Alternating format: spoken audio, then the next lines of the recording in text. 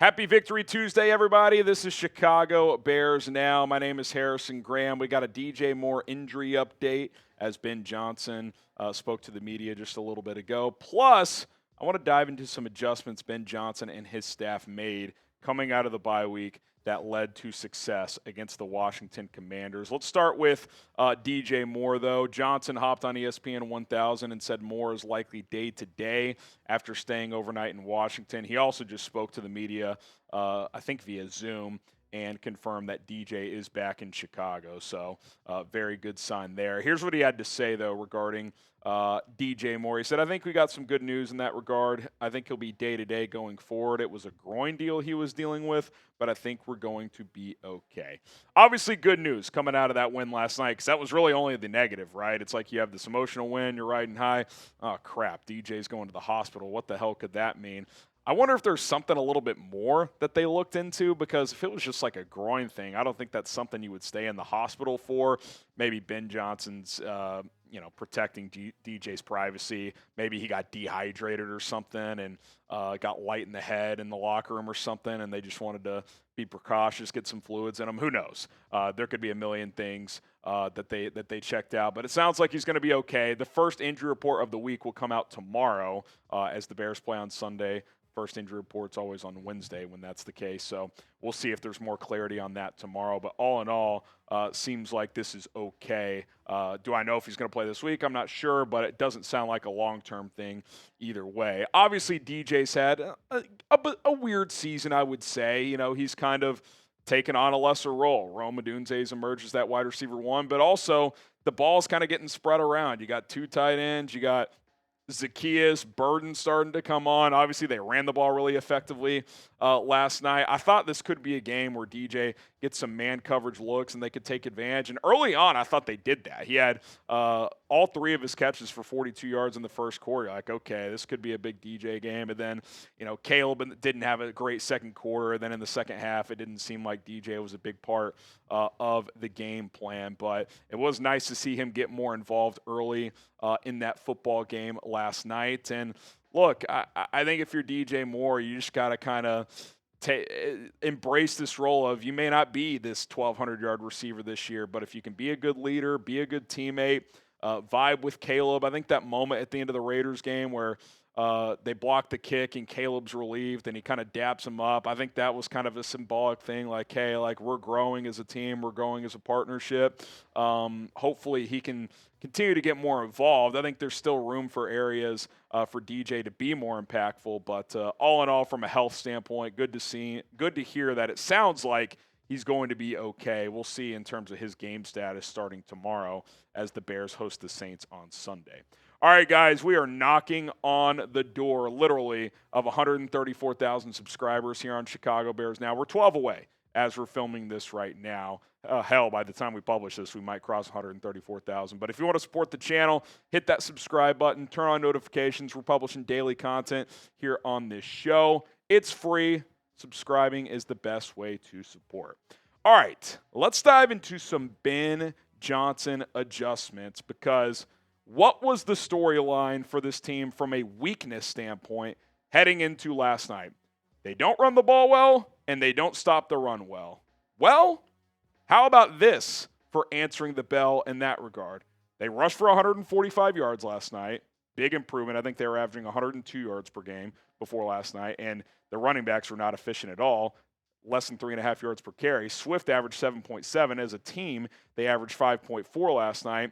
They were also getting gashed on the ground, 6.1 yards per carry allowed before last night, 4 flat in last night's game. That's a big improvement, and only 124 allowed. If you told me the Bears would outgain Washington on the ground, I'd be like, it's just not going to happen. I just hope they keep it relatively close. I think I said it in pregame. I was like, be within 50 yards of the Commanders. Just don't get killed like you did against the Raiders. They won that battle. They were more efficient and more effective, which is very, very nice to see. And look, it's one game, but this could be a major development. If you can become a team that can run the football a little bit and be much better at defending the run, all of a sudden you could be cooking with gas. I mean, that could be huge. And then really your only like notable weakness on your team is the pass rush, which even that was better last night. So for one game, your biggest weaknesses or turned into at least a strength on offense and not a negative on defense. So good adjustments, and if nothing else, that's a sign of good coaching. They addressed the weaknesses in the bye week against a team that runs the ball extraordinarily well and found success against them. That's what a good coaching staff does. So that gets me really, really excited. More on this topic as we go, but do want to tell you guys about today's awesome sponsor. That is Prize Picks, daily fantasy made easy at prizepicks.com/CLNS.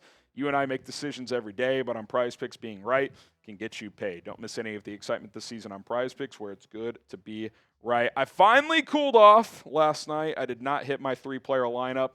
Only hit 1 out of 3 in that lineup, so that was by far my worst result recently. But we'll get back on the saddle. We've been hot this season.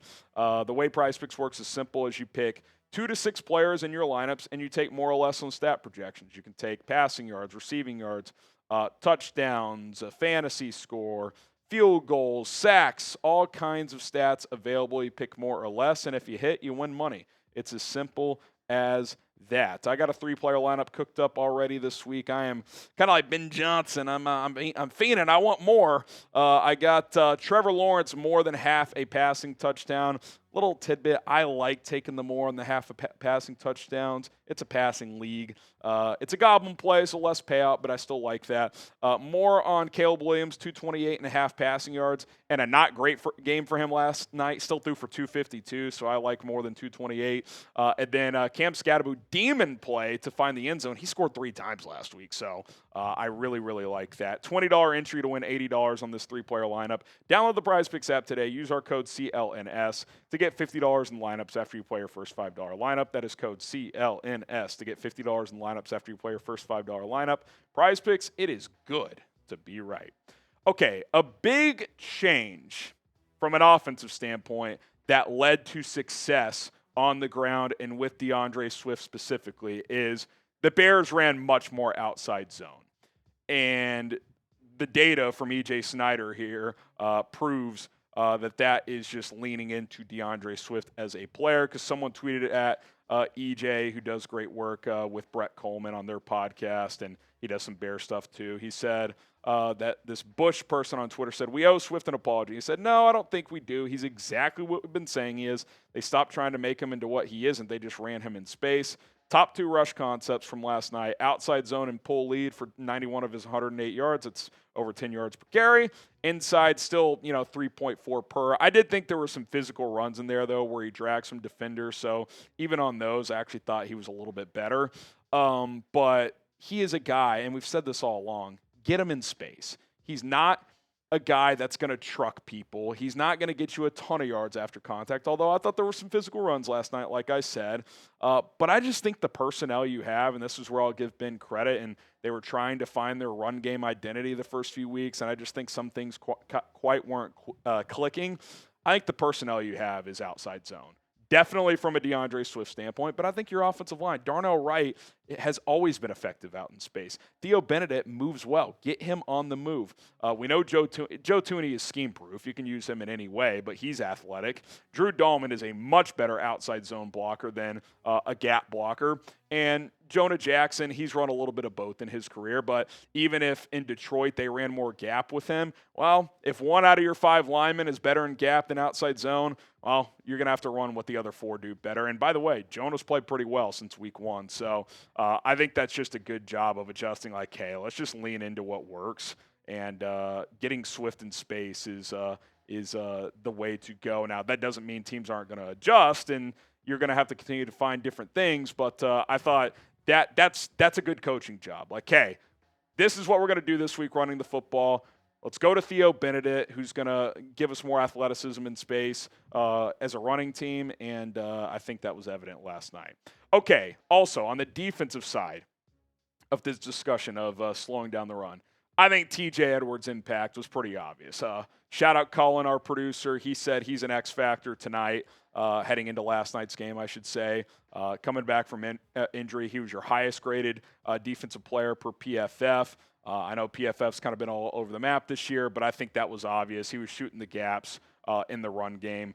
Tremaine played well also. 9 tackles, 84 run defense grade. And and I don't know snap to snap if this stayed true, but it seemed like they kept Tremaine at the will linebacker spot and TJ played middle. I'll have to go double check that. But if that's the case, and I think it was, then I think you stick with that moving forward because when TJ was out, Noah Sewell was playing middle. We'll talk about him in a second. And Tremaine was playing will. And Tremaine has been better this year at will than he was in his first 2 years at middle. So maybe that's just what you roll with moving forward. And look, I think big picture, I don't think all of a sudden you're going to be an elite running team week in and week out offensively and an elite run defensive team.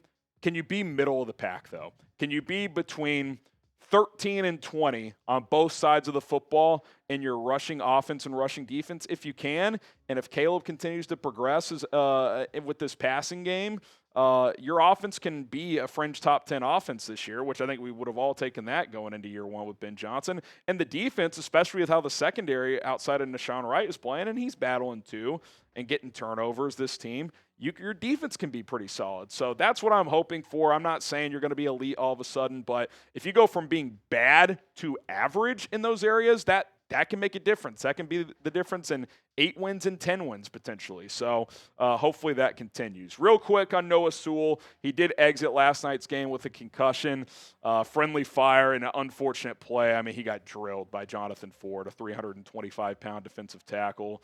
Kind of a scary-looking play. It was good to see him walk off, so hopefully he'll be back soon. Short week. You would not expect him to be ready or eligible to play in this game. I would be shocked if he cleared protocol. Does that mean Ruben Hippolyte's active? He was inactive last night. I don't know, but Sewell is your third linebacker this year and as your second linebacker for the first 4 weeks primarily. He's one of your most improved players, so hopefully he gets out there soon because I think he's taking a nice little jump here. All right, that's it for this edition of Victory Tuesday. Feels good. Let's keep it rolling here on Chicago Bears Now. Don't forget to subscribe to the channel. Bear down.